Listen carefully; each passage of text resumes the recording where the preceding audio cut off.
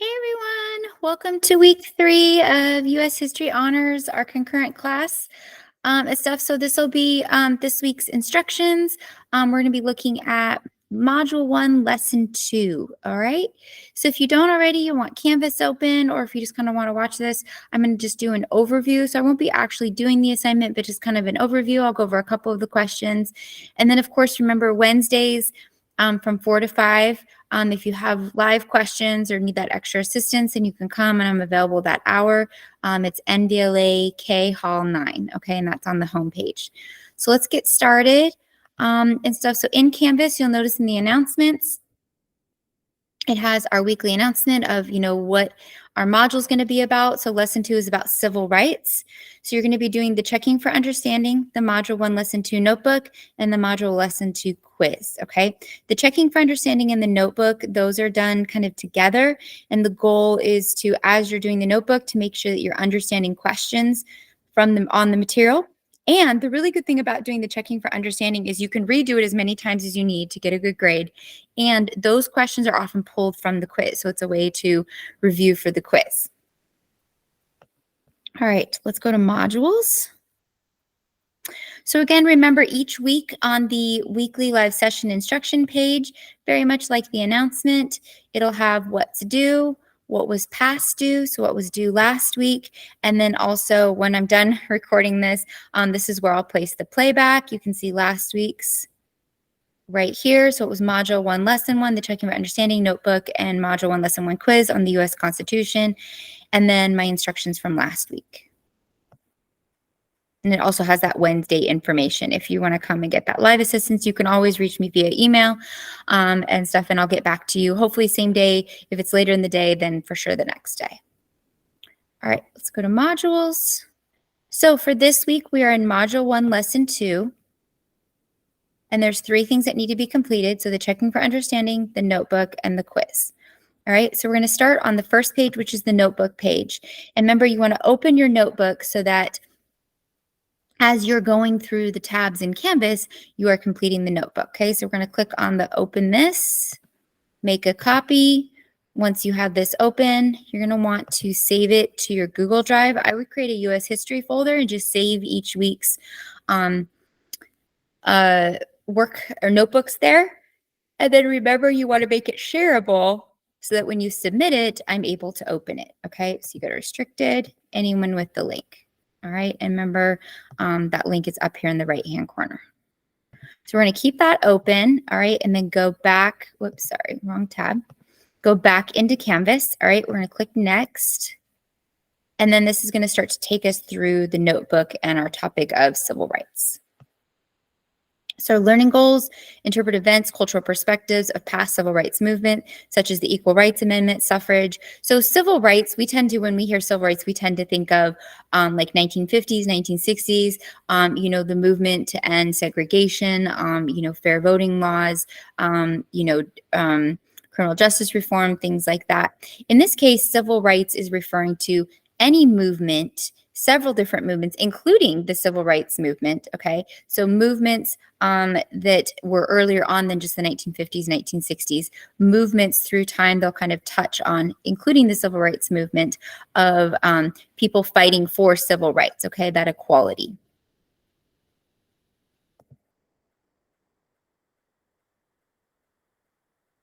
Oops, I was missing a page. Let me go back.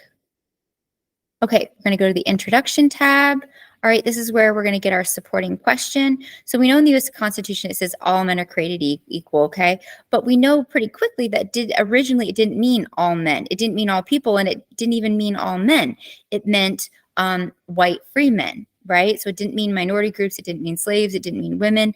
And so it did discriminate against people because of their race, their ethnicity, their background, their gender, and things like that. So over time, through civil rights and ensuring all people have civil rights, we've seen many different movements, right, to actually guarantee that all men, really all people, are created equal, right? That despite your race, your ethnicity, your background, your preference, your gender, all these, your religion, all these different things, that is, if you are a citizen of this country, you are granted all the rights of this country, okay? And even if you're not a citizen, that you still have certain inalienable rights.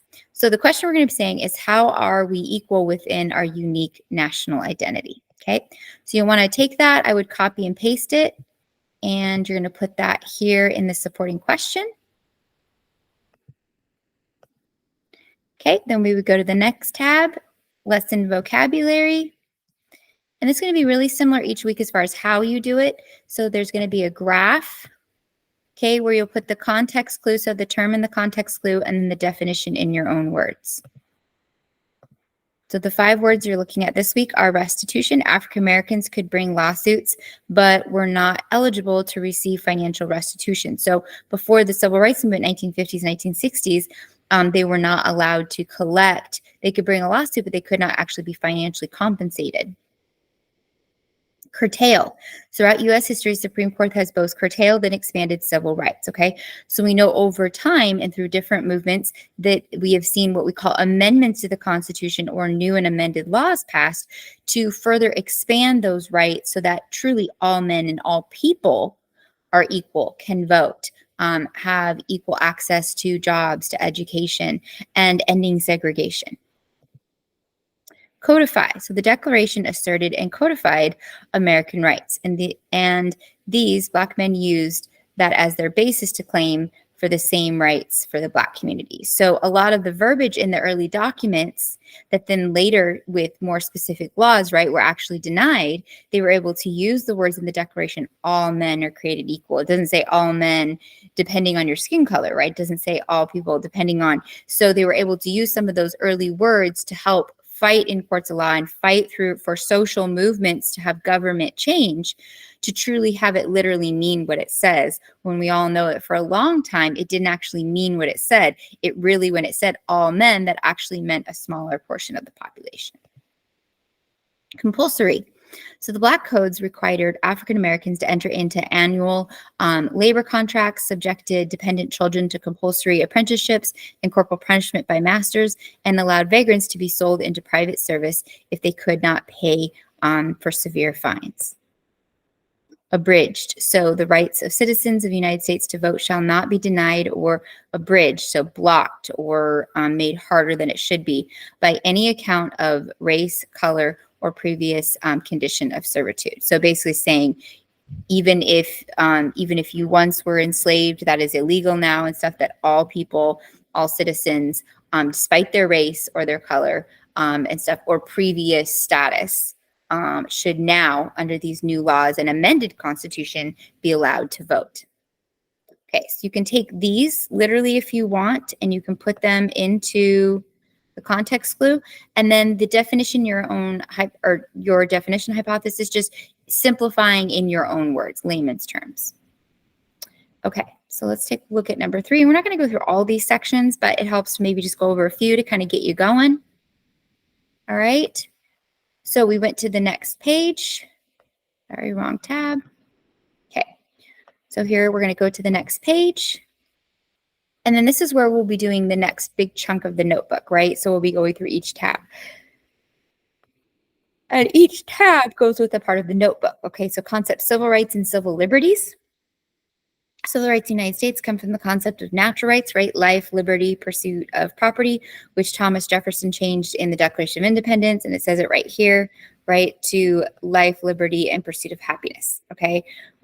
These often get referred to as natural rights. So these are going to help through civil rights movements where whatever minority group or subgroup is fighting for justice or fighting for equality and stuff has been able to go back and use a lot of these founding words to say, that's not what this law is fulfilling. Here's what it actually says, and this law is actually limiting or isn't allowing for that to happen, and this needs to change. So being able to use some of those original founding words to fight for justice, to change laws that contradict the Constitution, that contradict the Declaration of Independence.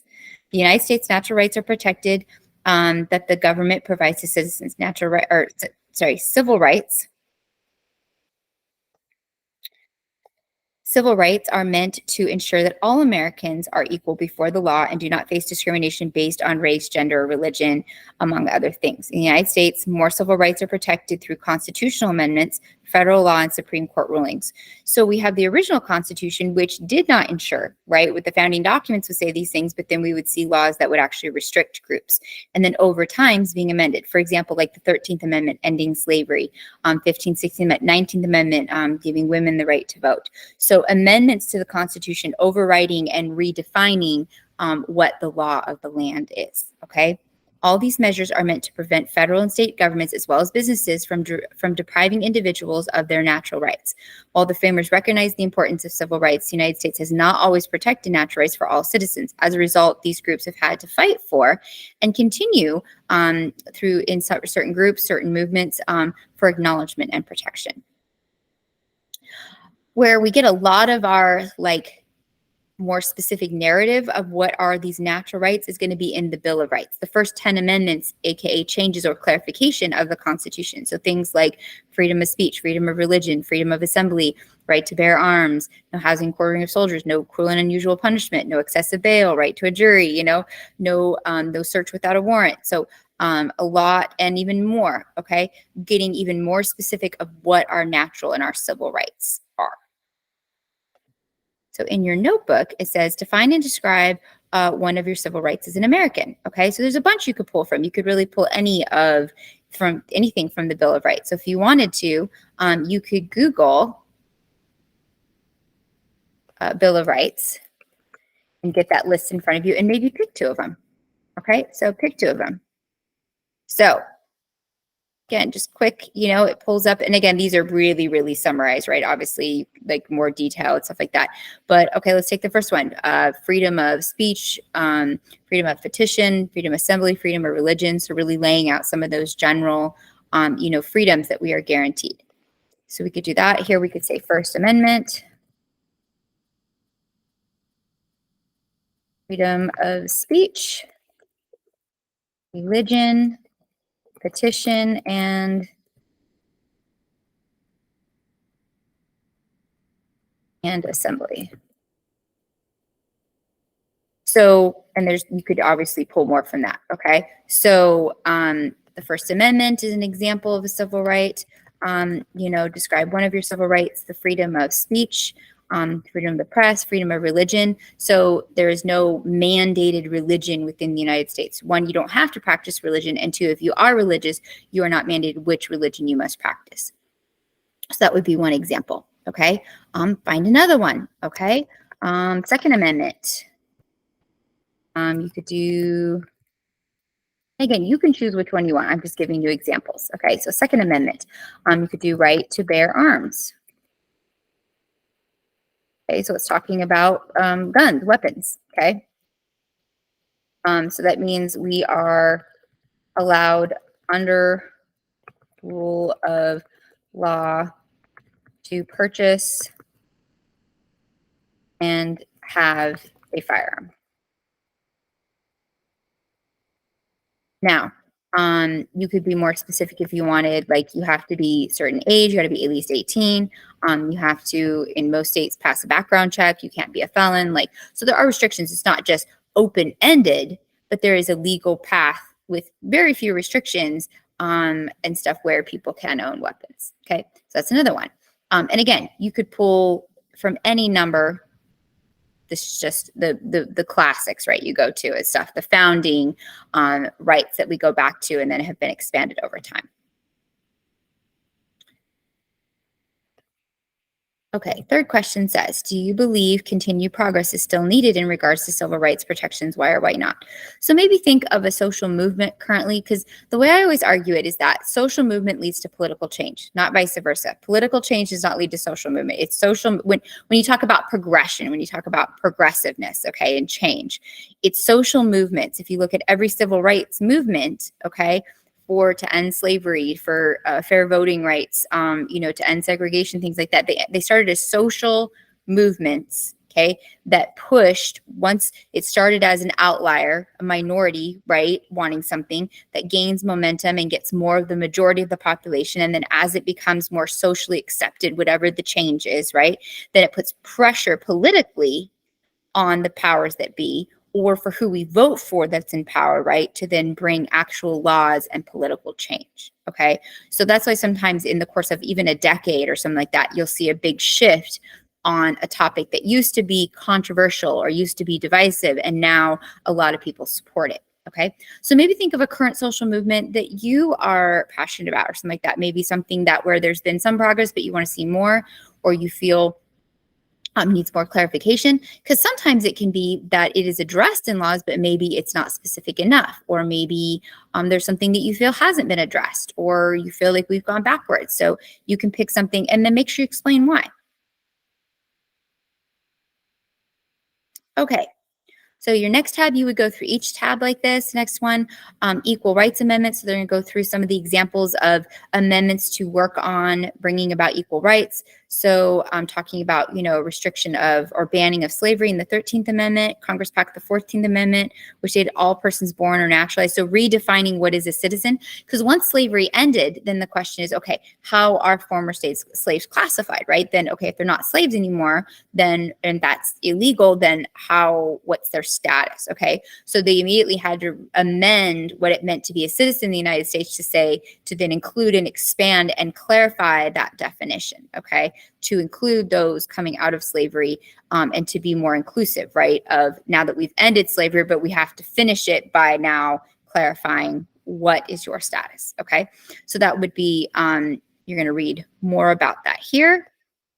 And then in the questions, what are the 13th, 14th, 15th Amendment, or why are the 13th, 14th, 15th Amendments considered the Equal Rights Amendment? So maybe summarize each one, because you kind of see them as like a package, okay? They each had a clear role, but the whole goal was to address the inequalities that slavery was causing. And then once it ends, how do we transition out of that? Okay.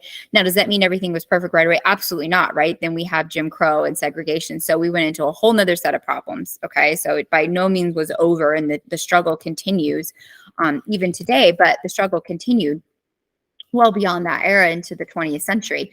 But this was kind of a trifecta of ending slavery, and then how do we redefine? Okay, so I would summarize each one. How does the 14th Amendment provide equal protections? Okay, and then look closer at the 14th Amendment. And again, you can find those in here. Okay, so 13th, 14th Amendment, and then how the 15th Amendment goes into that more. Okay, all right.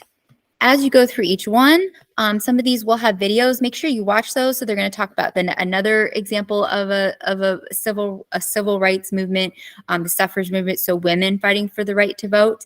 Okay, they're going to address Jim Crow a little bit and talk about that. How after the end of the Civil War, the 14th, 15th, 16th Amendment, there's some change. There's some slavery's ended and stuff like that. But then we go into a different form of oppression.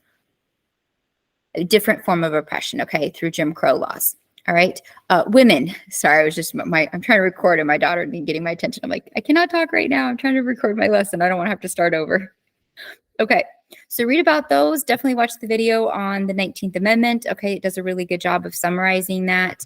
And then you would also again then answer those questions. So you're going to do this as you go through for each tab. More on than when we hear civil rights, then the movement that we actually think of, right? We think of the 1950s, 1960s and stuff, and the movement to end Jim Crow, to end segregation, to bring about changes in, education and voting and all kinds of things in the justice system and stuff. And more Supreme Court cases. Okay. All right. So you'll play that video. It goes over some of the Supreme Court cases. All right. Then here at the bottom, we will do the checking for understanding. So this is really great because, again, it's a way, so you'll click on that. Once you click on that, it takes you, there's 1, 2, 3, 4, 5, 6, 7, 8, 9, 10. Okay, there's 10 questions. So it asks you a question. So civil rights are those that are applied to, and that's all citizens. Okay, then you would go to next. and you would answer each question. Okay. So I didn't even read the question. Let's say you just answer, let's say you get it wrong. You can retry it and you can do it right there and make sure that you're getting it right. So there's no reason to get a 0 on the checking for understanding. You should get a good grade. You should get 100%. Redo it till you get it right. Okay. Because again, it's checking how well are you reviewing the material in Canvas, but also prepping you for the quiz. Okay. Once you're done with that section, then you're going to go back into Canvas, click on next, and you're going to do the primary resource, right? So every time there's a lesson, there's a primary source that comes directly from one of the movements. So in this case, it's civil rights. Okay, so pertaining to the topic, which is civil rights, that then you analyze and you fill out the chart. So in this case, it's a picture of a segregated drinking fountain labeled whites and colored in Daughtry County Courthouse in Albany, Georgia in 1963. In 1896, the Supreme Court upheld the separate but equal doctrine in Plessy versus Ferguson, ruling that segregation by race was legal if the separated facilities were equal. In practice, however, segregation facilities for African Americans, including schools, public restrooms, bus seats, were poorly funded and inferior quality. The doctrine was used to institute political and social discrimination. So, in theory, this sounds, separate but equal. But we all know that anytime you do that in any form, especially when you're doing it based on race and stuff like that, it's going to perpetuate inequality. So looking at this picture, literally, how do you see inequality? Other than the obvious is that there's 2 separate drinking fountains, where within the picture can you see inequality? Look at just the size. Look at the whites versus colored drinking fountain. Like just right there, like there's a lot you can dissect just from a picture to prove that separate but equal was not the case. Okay, now obviously there's a philosophical that we can all agree on, but you can even take literally from the picture to prove the point that while there was this arguing of separate but equal, that was not the case. All right, and even from they say a picture speaks 1,000 words, right? In this picture, it's like, it's just so obvious. Okay, it's so obvious the how it's not equal. Okay, so you go to the primary source, okay, title and description. So an example of the title, you could put, picture of a drinking fountain, Daughtry County Courthouse, Albany, Georgia, 1963. Concept unit. So this is on the civil rights unit. In particular, this photo, right, is pertaining to the 1950s, 1960s civil rights to end segregation and to bring changes in the Constitution and laws, okay, to create and Jim Crow and segregation, sorry. Okay, unique features, okay, it's a photo, right? So this is a photograph and it's showing you literally, so describe what you're seeing. Any new vocab? Probably not. And stuff. So, because it is a picture in the description, it's pretty straightforward what we're seeing. What is this about? So this is where you break down the picture. Okay. So maybe you describe in one of the lines, you're describing how there's the whites only part and that it's a much larger, drinking fountain. Okay. And then you could, in the next one, you could, what is this about? In the other half picture shows colored, right? And it shows a much smaller, not even full pedestal drinking fountain. Okay. Notice how much lower it is. So how uncomfortable that might be. So it's another observation maybe that you could make. So not only the difference in size, the level of them, how uncomfortable that would be to have to go down. You're almost bending all the way over in order to get to the colored one, right? It's so low. So this is where you point out features, what you're seeing. So bringing it all together, right? This is a literal representation of the flaw of separate but equal, right? This idea that we can separate people and they'll somehow still be treated equally. Like, well, you were still both offered water. Yeah, but the way in which it's offered, look at that. Okay, it's night and day, right? It's totally different. So that as much as we try to justify things, that this can be a literal representation of the flaw in that theory, and that is just not the case. And now, obviously, there's many other examples of that within segregation, education and access and things like that. But buses, sitting at the front, sitting at the back. Well, everyone got on the bus might be the argument. You say, yes, but, the back, it's crowded. There's not as much air.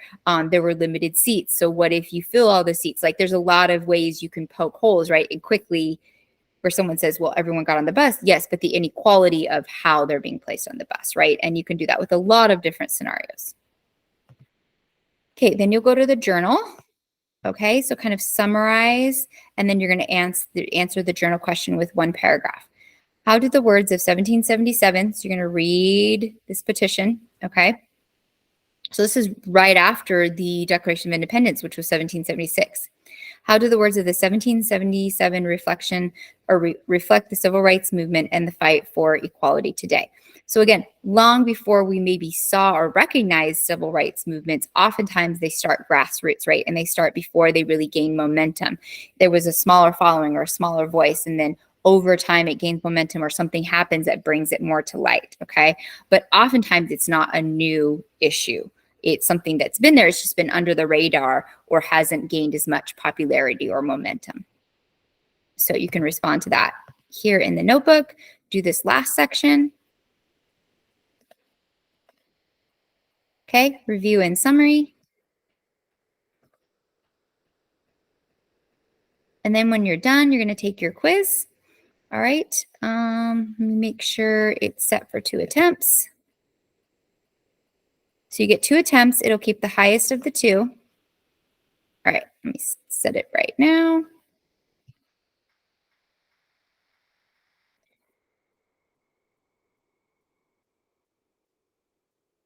Okay, all this is due on the 25th. It closes permanently on September 8th, okay?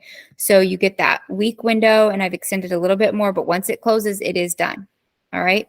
So, oh, sorry, this is the notebook, not the quiz. I was like, why is it? Okay, so you are allowed to, you can submit the notebook extra times if you need to, okay? But you would do that, and then you go to the next page. Sorry, I was like, that isn't looking right. And okay, yes, let me change the settings so that you get 20 minutes to take it, and we'll do it for 2 attempts. Okay, it'll keep the highest of the 2.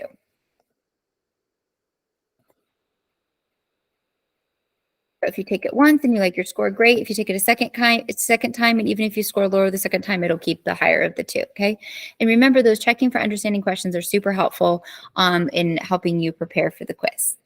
All right. So again, just like a quick overview of the week of, what to do, what you're going to be working on. Okay. So just to summarize one more time.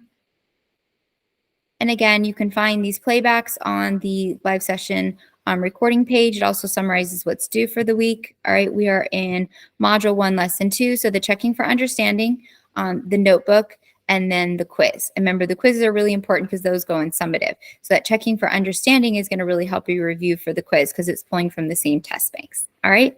If you have any questions, please come on Wednesdays. Okay. Some of you have not got started yet. We really need to get going. All right. Because once things close, they close and stuff. So I know a lot of you are doing this outside of school hours. This is kind of an addition to, but still, you need to keep with it. And the work really is manageable if you are sticking with it consistently and not procrastinating, okay? So you can go to the Google Meet information, and it's going to tell you that I'm available every Wednesday for a live session from 4 to 5. There's the code. If you need to meet with me and this time doesn't work, we can try to set something else, just like with your schedule. And I have kids in my schedule, so trying to find something that works in the evenings after school and stuff. Or you can always email me, and I will email you back to the best of my ability to answer your question, okay? So I hope you're doing well. Thank you so much for watching this. If you need help with anything, again, reach out, and have a great day. All right. Thank you so much.